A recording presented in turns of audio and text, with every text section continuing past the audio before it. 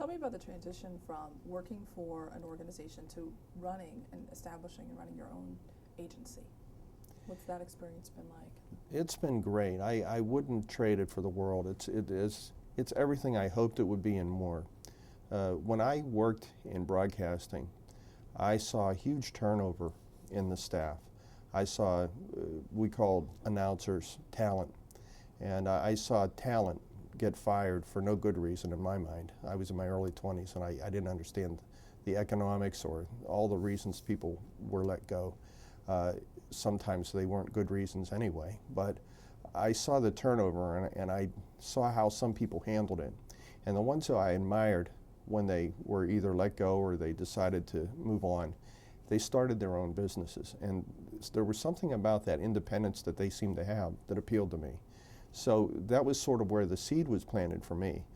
So I went through my career after that, moving into advertising and public relations, always thinking that I wanted to have the skills to run my own business, and I wanted to be able to run my own business and be independent someday. And so when I decided to do that in 2001, I was very prepared.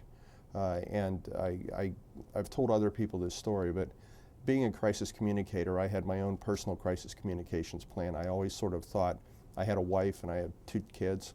I thought, what would happen if I would lose my job? I would need to do something the next day, hopefully. So I had a plan in place. If that would ever happen, I would start my own business that day. I would not feel unemployed. That contingency plan turned into an action plan for me over the course of years. It became a dream and then something I really wanted to do. Fortunately, my career progressed and I was promoted and I achieved some things, so I never had to act on it as a contingency plan. So when the time came in 2001, it was just something I felt at that point in time I had to do. And luckily I had the support of my wife, and she knew what I wanted to do for a long time, so we agreed on it. I started my business, and it did as well as anybody told me it would do in the first 6 months. It takes time to start a business, but after the first year, I actually grew to the point where I had to decide, do I want this to become a larger agency where I hire staff, or do I want it to become a solo practice?